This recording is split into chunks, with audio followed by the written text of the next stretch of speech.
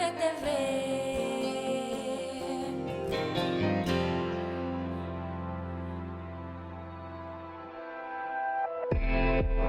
Hablemos.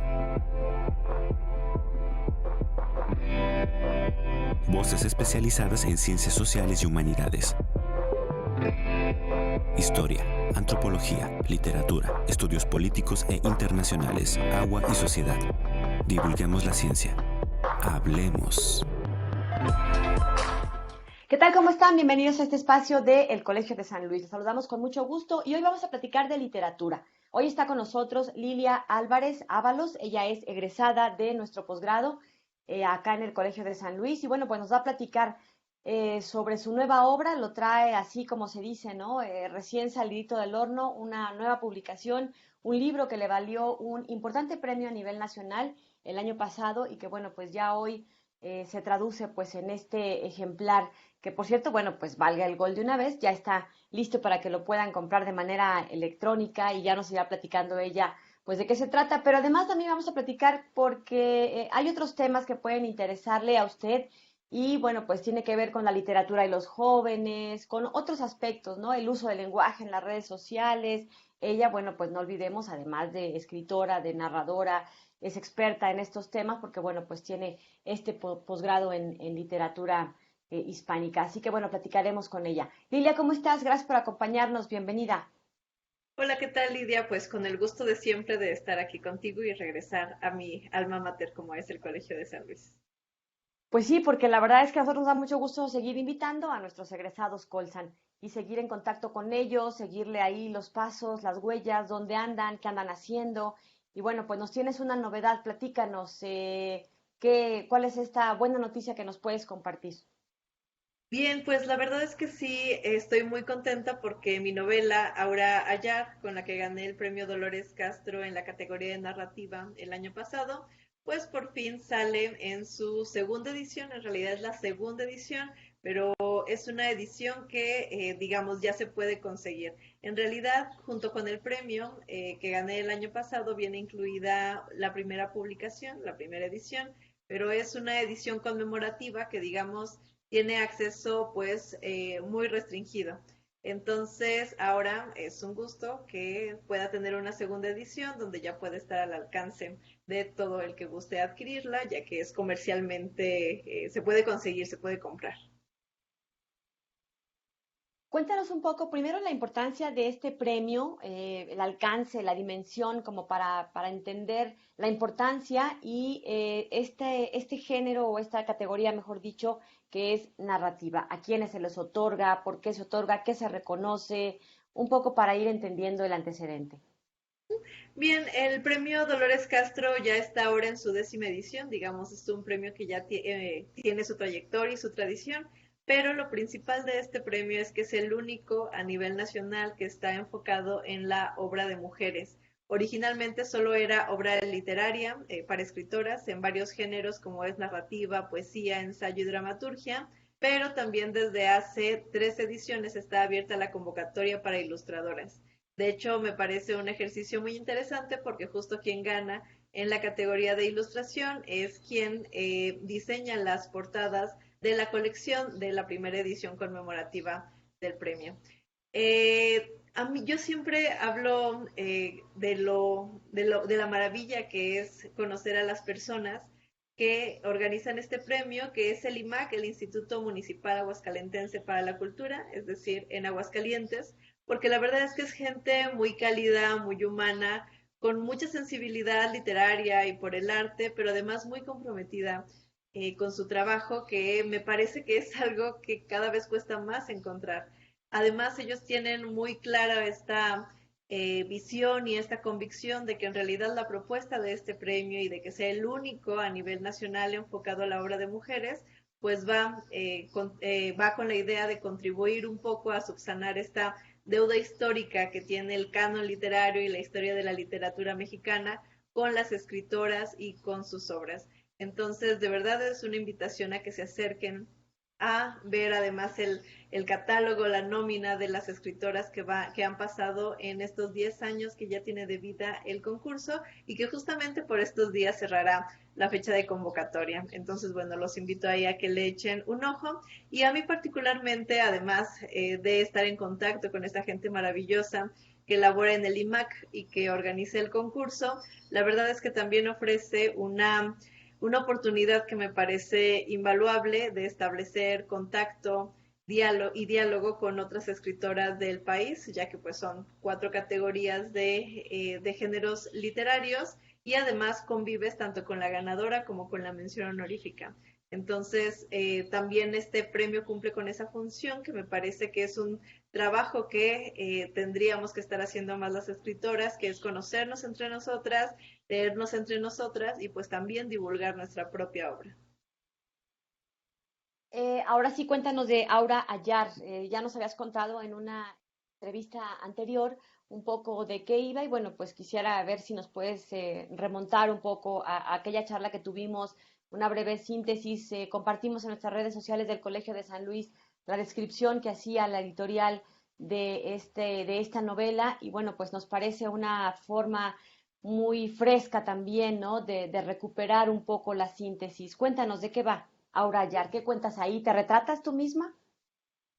Bueno, me han preguntado varias veces que si la novela es autobiográfica y en realidad pensando en que es una primera novela y que hay varios temas que eran los que me eran cercanos, yo creo que es inevitable que haya ahí notas autobiográficas o que incluso haya partes mías en cada uno de los personajes. No solamente en la protagonista, que es Aura Ayar, sino en cada una de las personas con las que ella se va relacionando a lo largo de esta historia. Esta es una novela cuya protagonista es Aura Ayar, pero a partir de ella conocemos también a su familia, a todos los integrantes de los Ayar, y notamos cómo se desarrollan en un contexto donde México está en la década de 1990 con las circunstancias que eso conlleva, es decir, con la crisis económica de 1994, el asesinato de Colosio, el surgimiento del ZLN. Y bueno, algo que me interesaba mucho mostrar aquí es cómo los sucesos que de pronto parecen históricos, sociales, macroeconómicos, digamos que parece que los conocemos muy en cifras y de manera muy fría, en realidad no terminan siendo eso, sino que permean hasta la intimidad de las personas y terminan delimitando su forma de vida y la manera de relacionarse con los otros. Así que, bueno, con este tono y también por medio de la discusión acerca de qué es la memoria y cómo es que se recuerda, pues ahora va narrando varios de estos eventos que se viven durante esta época en compañía de pues su familia y la gente que le toca conocer por entonces. ¿Por qué habríamos de leer esta novela? ¿Qué es lo que crees que podría ser más atractivo? ¿Qué encontraríamos? ¿Por qué dirías sí, cómprenla y léenla? Bien, es una pregunta difícil esta que me acabas de hacer, Lidia. Creo que nadie me la había hecho. Eh, Me parece que es una novela severa y una novela muy sincera. Digamos, justo como me interesaba el tono de sinceridad de una voz femenina que va narrando las cosas como las fue sintiendo y como las fue percibiendo, incluso ella misma reflexiona acerca de cómo la memoria y la escritura pueden ser un lugar seguro para encarar las cosas, para nombrarlas y para darle el lugar a cada una de las situaciones que muchas veces por la impronta de cómo va sucediendo todo, pues no les damos el lugar o la importancia que se merecieran. Entonces, acerca de por qué leerla, creo que justo es la protagonista está buscando, digamos, un espacio de justicia y de seguridad para ella misma, pero me parece que podemos encontrarnos con ella acerca de la importancia de nombrar, de visualizar y de darle su lugar a muchas cosas, muchos eventos, situaciones muy difíciles, dolorosas, que de pronto socialmente no nos es posible expresarlas o enfrentarlas a cabalidad, porque digamos hay que seguir viviendo, pero entonces encontramos, ahora Ayar encuentra en la escritura y nosotros como lectores podemos encontrar en la lectura este lugar seguro para para encontrarnos en las vivencias que nos han repercutido hasta lo que somos el día de hoy. Vamos a hacer una pausa y regresamos para seguir platicando con nuestra invitada sobre literatura. Esta novela, Aura Ayar, creo que puede ser una oportunidad privilegiada de un viaje hacia los años 90, pero más allá de lo estadístico, histórico, social, de los eventos que ocurrieron, del ZLN, de todo lo que pasó en este 1994, pero antes, pero después, que parece que solo fueron efectivamente, como nos dice Lilia, acontecimientos que hoy se recuerdan quizá dentro de las efemérides nacionales, impactaron la vida de muchos de nosotros y creo que esa revisión personal más cercana es lo que podría transportarnos a ese pasado reciente de los años 90, pero también nos puede llevar a entender quizá mucho de lo que hoy está ocurriendo y que aparentemente pues solo son acontecimientos macro y que al final terminan impactando en el microcosmos de cada uno de nosotros. Vamos a hacer una pausa, los dejo con esta primera cápsula y regresamos para seguir platicando con Lilia Ábalos de literatura y mucho más. Continuamos.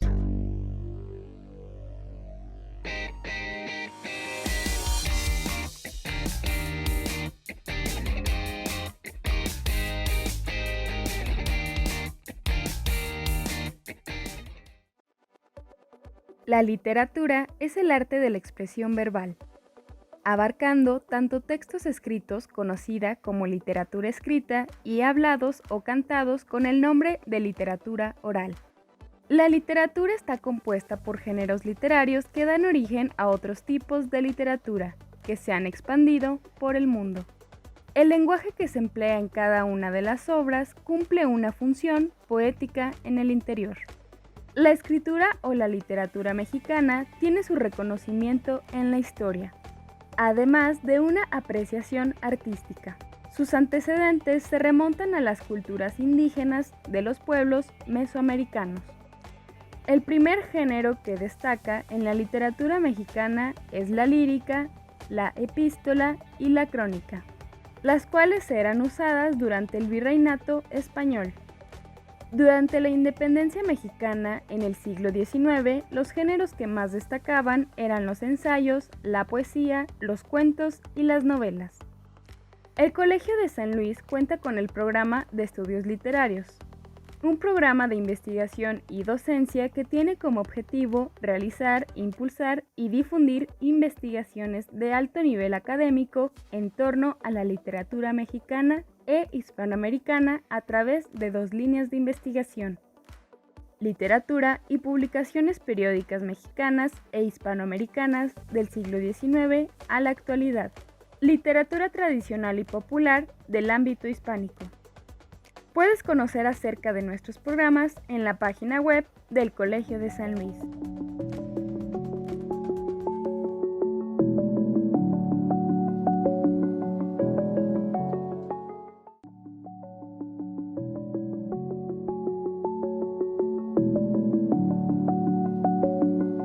Estamos de regreso y continuamos charlando de literatura y muchas otras cosas más. Hoy vamos a tener la posibilidad de estar dialogando con Lilia Álvarez Ábalos, quien es egresada a Colsan y que, bueno, pues ya nos contaba en este primer bloque sobre esta reedición de su novela Aura Ayar, que le valió un importante premio el año pasado y que hoy se traduce, bueno, pues en este libro que ya está disponible para que lo puedan ustedes comprar por varias opciones de compra. Ahora con pandemia, bueno, pues se estila mucho estas compras digitales, así que bueno, pues ya está a su alcance. Ahí busquen a Lilia incluso en sus redes sociales, tiene un canal de YouTube, ya nos platicaba también, así que seguramente será fácil googlearla y encontrarla.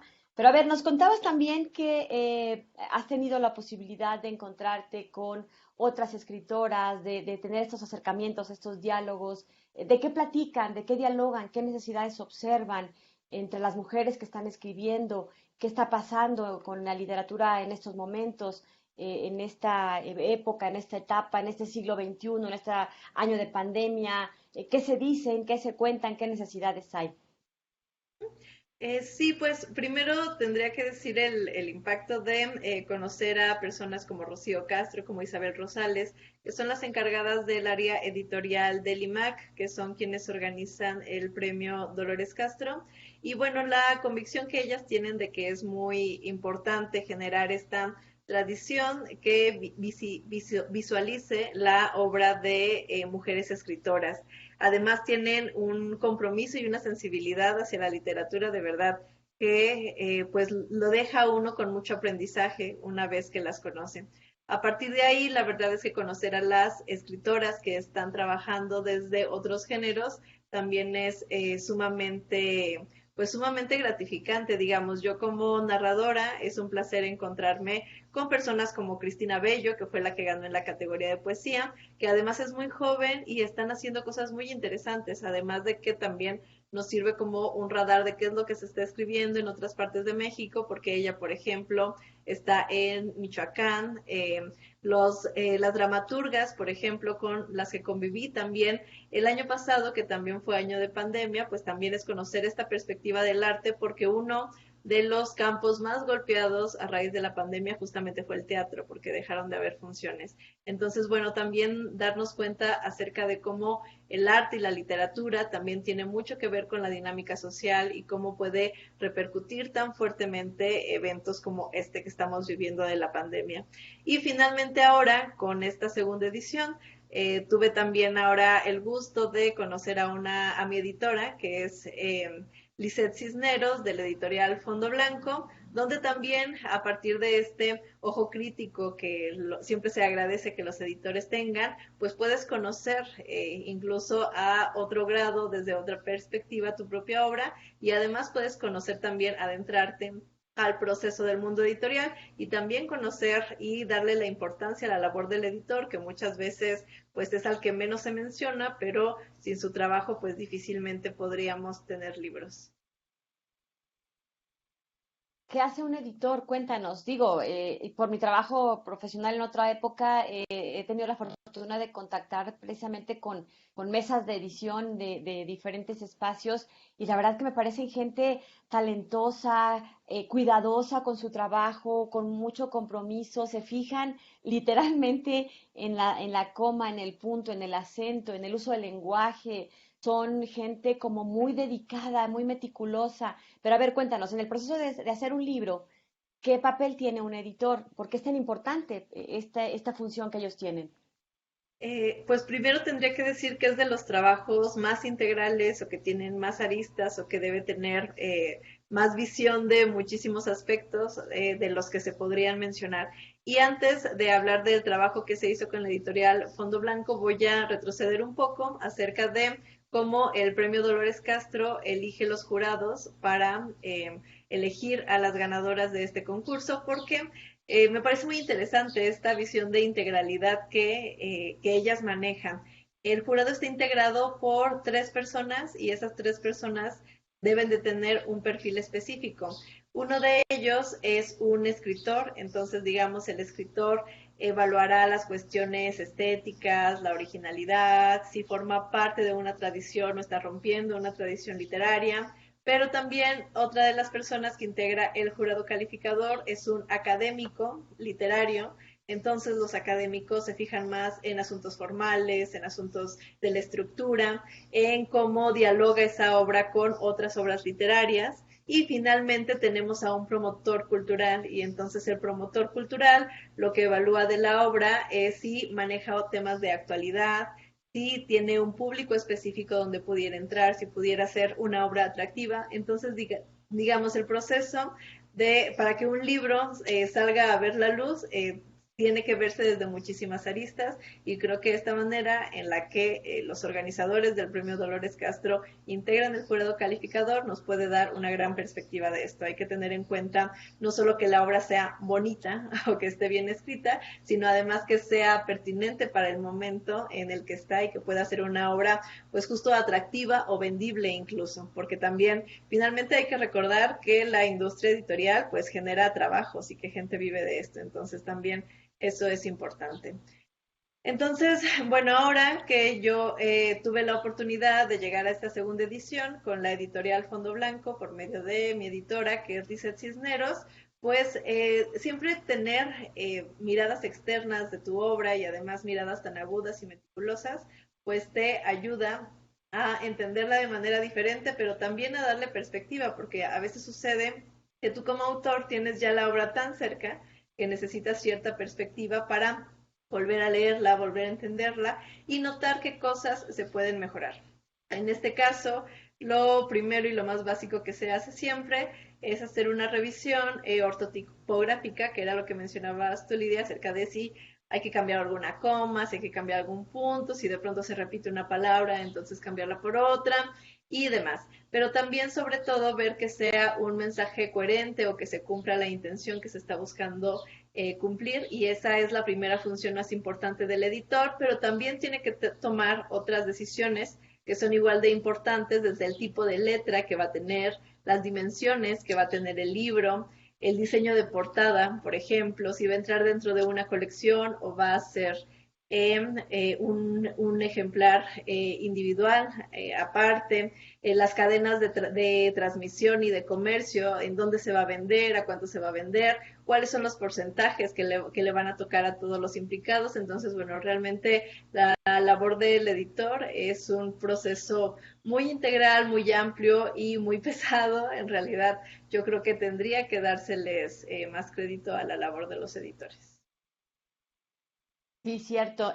Yo creo que el reconocimiento que se tendría que hacer efectivamente sería todavía mucho mayor porque hacen con muchísimo cuidado y de ellos depende en gran parte, digo, por supuesto, del autor y de todo un trabajo en equipo, pero su contribución es muy significativa. Vamos a hacer una pausa, pero antes quisiera preguntarte, digo, a lo mejor nada más comenzar con una introducción porque seguro será un tema que nos lleve muchos más minutos. ¿Cómo está la literatura femenina? ¿Qué están escribiendo las mujeres en México en este momento? Por lo que nos cuentas, bueno, pues has tenido esta oportunidad y bueno, el premio propiamente, este premio Dolores Castro, te ha permitido este contacto con puras mujeres y creo que eso también te ha permitido entrar como en este mundo del pleno siglo XXI. ¿Qué están escribiendo? ¿Qué temas les preocupan a las mujeres? Bien, pues primero tendría que decir con mucha alegría que está muy en boga la escritura hecha por mujeres y que no solo están escribiendo, sino que de verdad hay una suerte de organización, de diálogo entre ellas, donde se nota mucho este interés de visibilizarla y de formar redes entre mujeres escritoras, donde nos podamos leer entre nosotras y donde se promueva el trabajo de la literatura escrita por mujeres, digamos. Entonces ya no es solo la labor de escribir, sino también que está saliendo, digamos, la escritura de dentro del libro y está saliendo a un nivel social y también se está trabajando socialmente para que la literatura escrita por mujeres esté presente en nuestra cotidianidad y sea parte de nuestras vidas. Partiendo de eso, tendría que decir que en realidad los temas pues son sumamente diversos y justo eso es lo que da la libertad de escribir. Una vez que sientes esta libertad de escribir, pues en realidad terminas escribiendo de cualquier cosa que sea la que tú quieras. Y esto me parece muy importante mencionarlo porque entonces tenemos una gama muy amplia de escritura, digamos, desde quienes cultivan los géneros intimistas, que ahí podría situarme un poco yo, hablando de cómo hablo acerca de los recuerdos o de la memoria, cómo hablamos acerca de las experiencias que nos tocó vivir a nosotras mismas, pero pasadas por el filtro de la ficción, pero también ahora se está escribiendo mucha ciencia ficción, por ejemplo, se está hablando de muchas distopías, pero al mismo tiempo que funcionan como crítica social y se denuncian problemas tan terribles y que lamentablemente están tan fuertes actualmente en México como son los feminicidios. Entonces, bueno, creería que hay para todos los gustos. De verdad, solamente es cuestión de que busquemos un poco y no dudo que podemos encontrar la lectura que estamos esperando hacer. Así es una muy buena invitación y bueno, pues vamos a la pausa, regresamos para retomar este tema de las mujeres en la literatura y bueno, pues no solo los temas que están vigentes hoy, sino Lilia, que es estudiosa y que conoce de este tema, que nos cuente un poco cómo se ha transformado, cómo ha evolucionado entre hace algunos años en el siglo XX y lo que está ocurriendo en este siglo XXI. Una pausa y continuamos, los dejo con esta cápsula de lo que está sucediendo mientras tanto aquí en el Colegio de San Luis de nuestras actividades. Y les recuerdo que nuestra agenda Colsan la puede consultar también en nuestras redes sociales. Continuamos.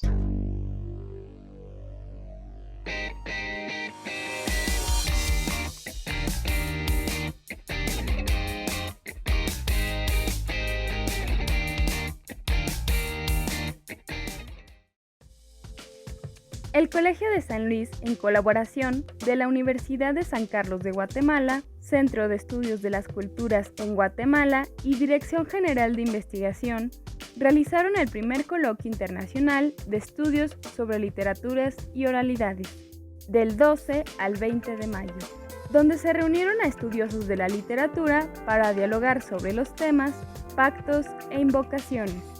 El sureste de México y Guatemala, una tradición compartida, construcciones del discurso, oralidad y religiosidad popular, el infierno y la sierpe. Participaron las investigadoras del Colegio de San Luis, Mercedes Zavala y Claudia Carranza, además de los egresados Luis Rodas, Jaime López y Diana Escutia. Puedes consultar las mesas de diálogo en nuestra página de Facebook en la sección de videos.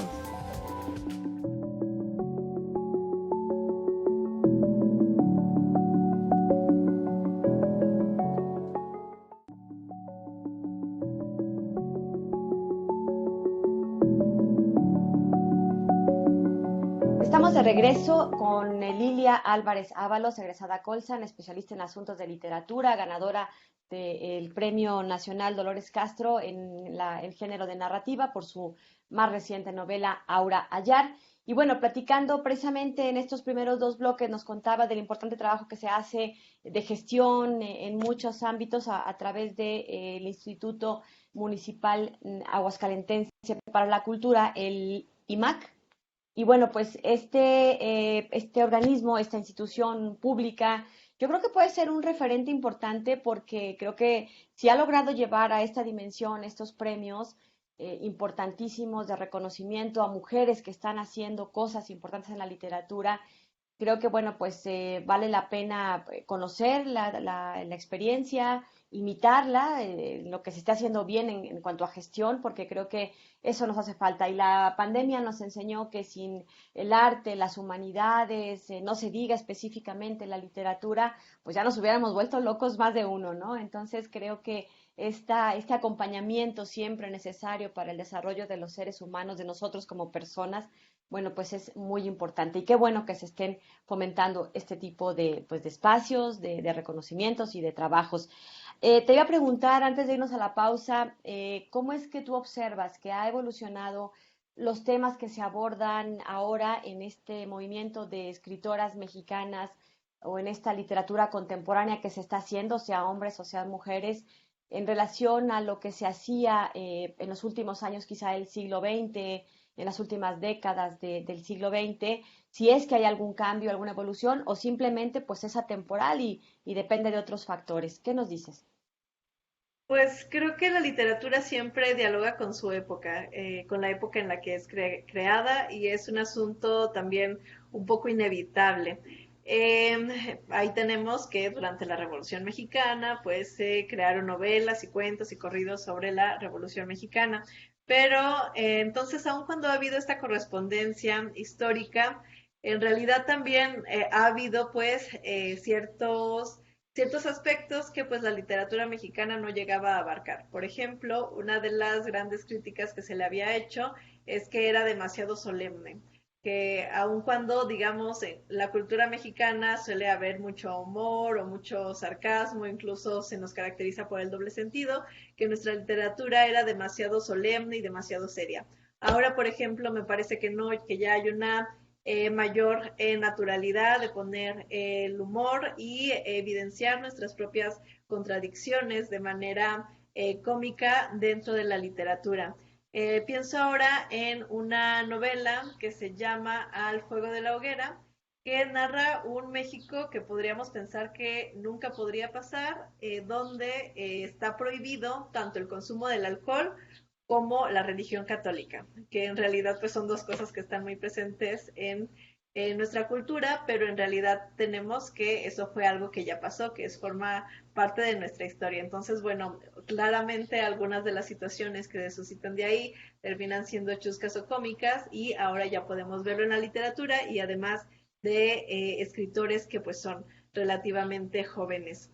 También, por ejemplo, la visualización y el nombramiento tal cual del feminicidio me parece un tema importante en la literatura escrita por mujeres porque, digamos, antes no se podía hablar de feminicidio tal cual porque ni siquiera existía una palabra para nombrar un evento como este. Entonces, me parece también relevante que ahora aparezca eso en la literatura y que se describa desde diversas aristas, no solamente desde un aspecto social, sino también desde otros géneros, como puede ser la ciencia ficción. Digamos, de alguna manera hay que darle explicación a estos sucesos atroces que estamos viviendo en nuestra cotidianidad y muchas veces la realidad no nos alcanza para entenderlos, para justificarlos, para procesarlos, para ver qué está pasando ahí y bueno, entonces viene la literatura a dar algunas propuestas acerca de cómo es que podemos asimilar estos eventos tan atroces. Y finalmente también algo que siempre ha sido propio de la literatura es pues también darle voz o darle el poder de la palabra a los pensamientos y a las voces interiores, a las historias íntimas, a las mitologías familiares y finalmente es algo que sigue permeando también hasta nuestros días. También, por ejemplo, otro tema que ahora me parece que está muy, muy, muy vital es la novela negra o la narconovela o la narcoliteratura, como también se le puede nombrar. Pero hay que recordar que en realidad el género policíaco siempre ha estado muy en boga y siempre ha sido de los principales gustos de los lectores y entonces no es raro por eso que ahora en que lamentablemente pues vivimos una situación donde el narco está tan presente, pues de nuevo esta situación que estamos viviendo pues migre y permee hasta las obras literarias. Así que pues lo que yo creo es que la variedad de temas está ahí, así que no será difícil que encontremos lo que estamos buscando. Claro, siempre con esta invitación a acercarse a la literatura, del tipo que sea, lean, lean lo que sea, ¿no? Digo, yo se lo digo mucho a mis alumnos o a mis hijos, ¿no? Hay que leer, no importa, lo que sea. Claro, tampoco chatarra, ¿verdad? Como les digo yo. Pero bueno, Yo sí ahorita pues digo lo que que lo que sea. sea. ¿Mandé? Lo que sea. Yo sí ¿Tú digo dices que que lo lo que que sea? sea, en realidad. Sí, Sí, ¿verdad? Es cierto. porque creo que lo principal es encontrar el gusto por la lectura y una vez que ya tienes el gusto, tú mismo es como este paladar que mientras pruebas más sabores se va volviendo más exigente y entonces buscas otra cosa, así, pero lo principal va a ser pues justo que pruebes cosas, entonces yo creo que sí hay que probar de todo, absolutamente de todo. Cierto, buen consejo. Hay que leer, lo que sea, pero leer. Precisamente tuve la oportunidad, la fortuna de encontrarme en el Colegio de San Luis con Elpidia García, una autora de literatura del norte de Ciudad Juárez, y me llamó mucho la atención lo que dices ahorita, ¿no? Que la literatura siempre, bueno, pues retrata situaciones de su época, se encuentra con su época. Y bueno, por ejemplo, Elpidia ha escrito, entre otras cosas, temas que tienen que ver con las mujeres y las muertas de Juárez y las mujeres en las maquiladoras, en fin, que creo que también retratan esta parte, pero de una manera muy bonita, de una manera muy que nos llega al pensamiento y al alma y a muchos rincones que a veces pues las noticias o el día a día no nos permite apreciar. También me llama la atención el asunto del impacto en los jóvenes. ¿Has observado tú el acercamiento, el tipo de acercamiento que tienen estas nuevas generaciones hacia la literatura? Digo, tú misma eres muy joven y decías también hace rato de otra escritora que también es muy joven. ¿Qué onda con la edad? ¿Qué está pasando con el acercamiento o el impacto, los movimientos de la literatura entre las nuevas generaciones? Bueno, pues yo creo que el interés por conocer historias siempre ha estado ahí. Lo que cambia es el mecanismo por el cual las conocemos y también hay épocas que promueven cierto tipo de historias a partir de de determinadas vías y también conforme pasa el tiempo hay más vías para conocer estas historias, lo cual hace que se diversifique la manera en la que llegamos a ella. Yo lo pensaba hace poco cuando recordaba que de niña, en realidad, los maratones que yo tenía eran de lectura. Y digamos, en realidad, ahora, para los niños de ahora, eso sonaría como una gran proeza, pero en realidad para mi infancia no lo era.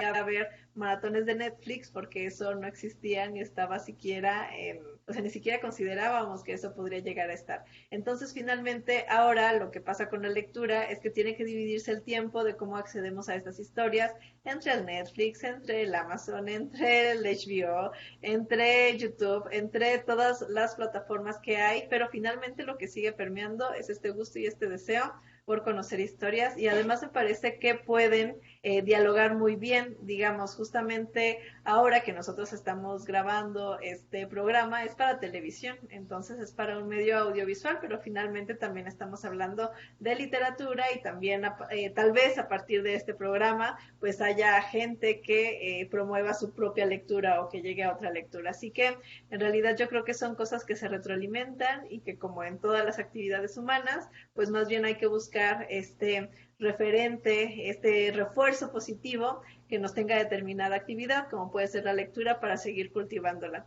Cada vez sí más difícil por las cuestiones de tiempo, pero finalmente yo creo que sigue estando ahí y el interés sigue estando.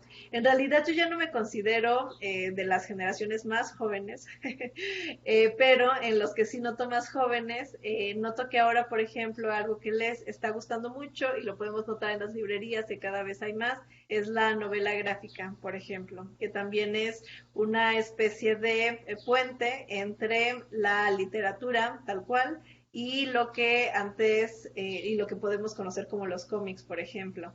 Y tenemos entonces que se están haciendo en novelas gráficas clásicos de la literatura y digamos sigue siendo la misma necesidad de conocer historias, pero la vida solita va encontrando nuevas maneras de mostrárnoslas. Tienes razón, cierto. Yo tengo una hija de 13 años que precisamente tuvo este primer acercamiento a través de Netflix con una serie que empezó a ver, pero bueno, que ya acabaron las temporadas disponibles y se enteró que hay libros que de hecho son la base para estas series. Entonces ahora está desesperada consiguiendo los libros, lo cual me da mucho gusto porque se va a alejar de estas plataformas un poquito, pero va a empezar a leer otra cosa, ¿no? Y creo que, bueno, pues quizá por ahí puede ir.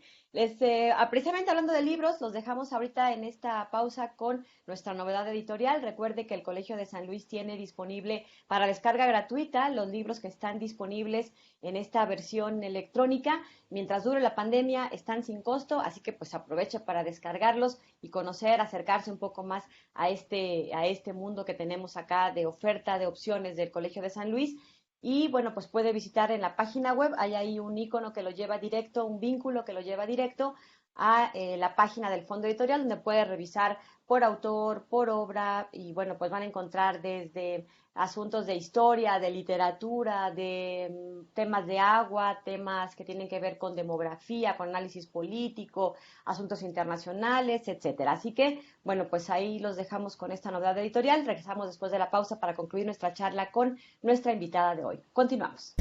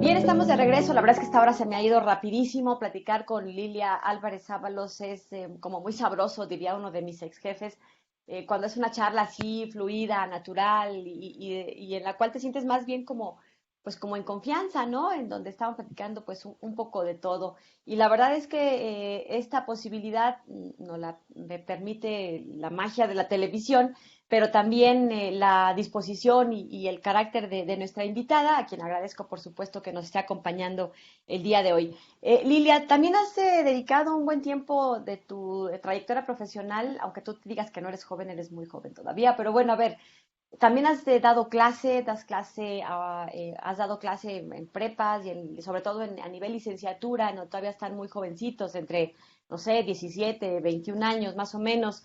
Se dice mucho que a los jóvenes no les interesa la literatura, que no leen. ¿Cómo ha sido tu experiencia en esta enseñanza de la literatura precisamente? Pues tengo que estar muy agradecida porque la verdad es que me ha ido bastante bien y eso que normalmente pues doy materias como literatura tal cual o relacionadas con literatura donde finalmente terminamos leyendo de una u otra manera. Y además de una manera muy curiosa porque se tiene que leer, digamos, se tiene que cumplir un plan de estudios, los objetivos de la materia. Entonces muchas veces no es literatura tan cercana o tan inmediata como la que habíamos mencionado previamente, que es la que podría llamar la atención de primera mano, como una novela gráfica, un libro en el que se basa una serie o una película, sino que es literatura un poco más alejada.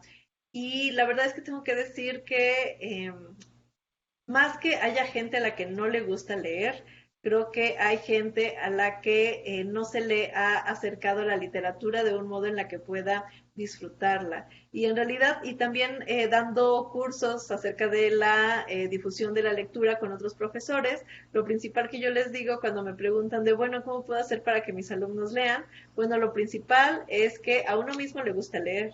Y también muchas veces ocurre con la lectura que se tiene demasiado en un pedestal y entonces solo tiene que leerse la literatura erudita o difícil o que es muy compleja.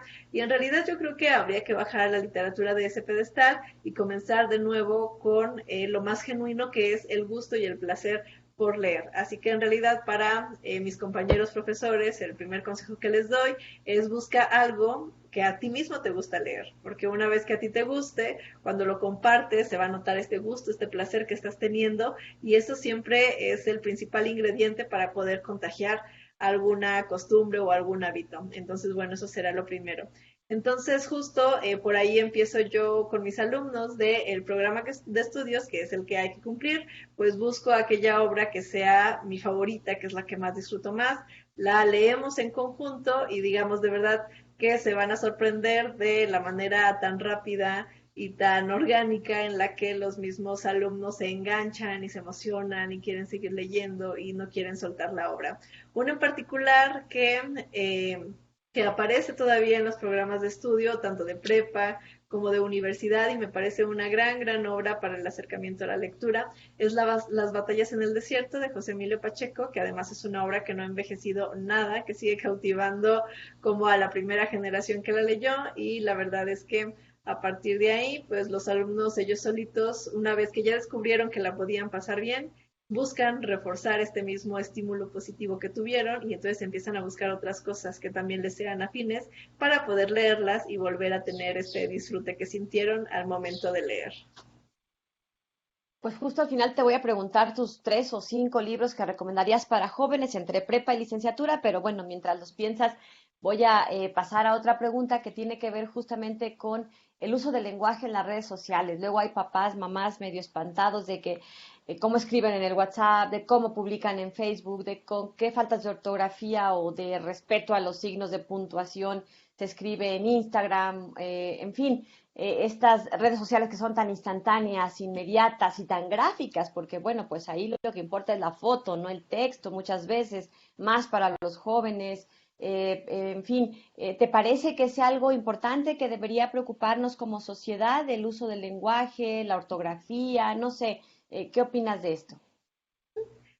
Yo creo que sí es algo en lo que vale la pena poner atención y no digamos porque no se estén cumpliendo las reglas ortográficas, porque finalmente hay que recordar que las reglas ortográficas o las normas de funcionamiento de una lengua las decide un grupo de señores desde su escritorio en otro continente. Entonces, eso en realidad no termina siendo tan relevante. Pero lo que sí termina siendo muy, muy, muy relevante es la discrepancia que está haciendo entre lo que queremos comunicar y lo que terminamos diciendo. Digamos, cuando ya no tenemos, cuando ya no se está cumpliendo la principal función del lenguaje, que es la de comunicar, cuando ya no estamos pudiendo comunicarnos, ahí sí creo que tenemos un problema y creo que nos está pasando muchísimo cuando nos mandan un WhatsApp y no lo entendemos y la gente termina diciendo mejor te mando un audio, por ejemplo, ¿no?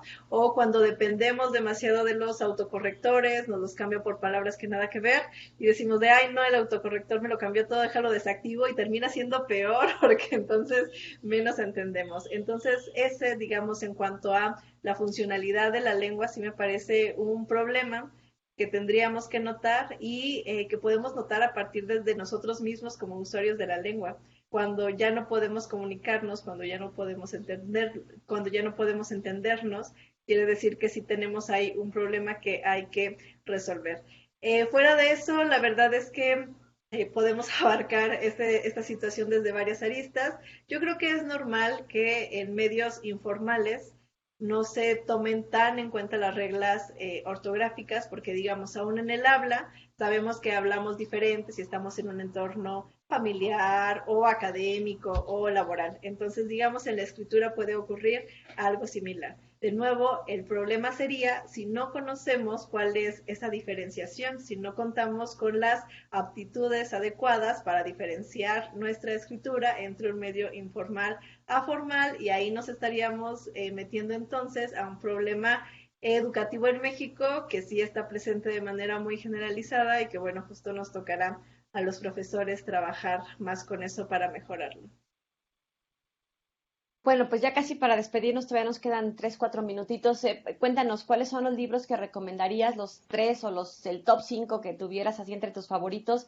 A lo mejor 2 para jóvenes y 3 para público en general, para acercarnos, para los que no conocemos de literatura, para los que somos así, digamos, mortales comunes y corrientes, ¿con cuáles nos recomendarías que nos acercáramos para encontrarle este gusto a este mundo tan inagotable de la literatura? Bueno, pues para adolescentes yo creo que los imperdibles justo son Las batallas en el desierto, que son este que les acabo de mencionar, también El guardián entre el centeno, que es un clásico estadounidense, y también toda la obra de Edgar Allan Poe. Yo creo que los adolescentes lo disfrutarán mucho. También todas las obras de Hermann Hesse, como Demian y El lobo estepario. La adolescencia es una época ideal para leer estas novelas. Y ya para los un poquito mayores, para quienes estén en universidad, pues ahí sí la gama es muy amplia. Voy a empezar por uno de mis escritores favoritos jóvenes actuales, que es Alejandro Zambra, que es un chileno. Me gustan mucho sus obras, pero también voy a recomendar a una escritora mexicana, Obra Negra en particular, se llama su novela, y la escritora es Gilma Luque, y además esta escritora y esta obra en particular, pues también fue una influencia fuerte para la novela que yo escribí. Y además de ellos, les recomendaría bastante a Almudena Grandes, que es una escritora española que también su obra me ha a mí influenciado muchísimo. Creo que dije más de 3, pero, pero bueno, ahí están algunas. Pues muchísimas gracias por habernos acompañado y bueno, pues ¿en dónde podemos encontrar disponible tu libro, el más reciente, que dio origen a esta invitación, tu libro Aura Ayar, que ya salió esta segunda edición que nos mencionabas? ¿Se puede comprar por internet? ¿Cómo está? Sí, de hecho justo ahora el medio para comprarse es por internet en la página del Editorial Fondo Blanco. Así la buscan, Editorial Fondo Blanco, y ahí les saldrá. Además ahora ya se puede comprar el libro electrónico por 80 pesitos y también está en preventa el libro en físico, y los beneficios de la preventa son dos, que tiene 20% de descuento y envío gratis. Esta etapa de preventa va a durar hasta el 13 de junio. Entonces, pues bueno, ánimo, ahí lo encuentran en la página de la editorial Fondo Blanco. Y para quien esté en San Luis Potosí, pues en charlas acerca de que haya varios puntos de venta en San Luis Potosí y en algunas otras ciudades dentro del estado de San Luis Potosí. Así que bueno, también pronto les daré noticias sobre eso. En tus redes sociales, ¿cómo te encuentran?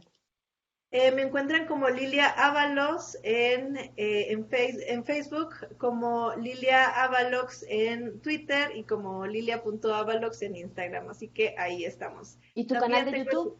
Ajá, también en YouTube y en página de Facebook me encuentran como Tertulia de Lilia. Ahí estamos y también para el momento de actualizar sobre cualquier noticia o si quieren establecer contacto para algún tema en específico, pues ahí estamos con todo gusto. Pues muchísimas gracias, Lilia, por habernos acompañado. Muchas felicidades, enhorabuena por esta nueva obra bajo el brazo. Y bueno, pues ya estaremos siguiendo los pasos de nuestros egresados Colsan. Gracias. Muchas gracias a ti, Lidia. Ojalá que nos veamos pronto de nuevo.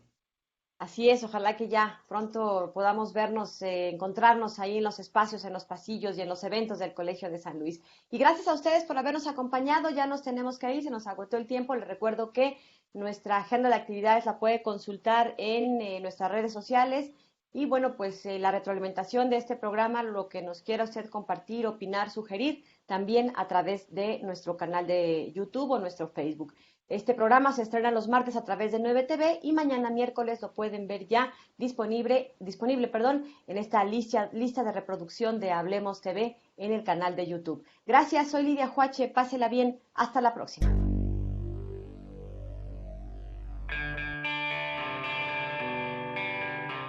El Colegio de San Luis te invita a las actividades académicas que se llevarán a cabo durante los próximos días.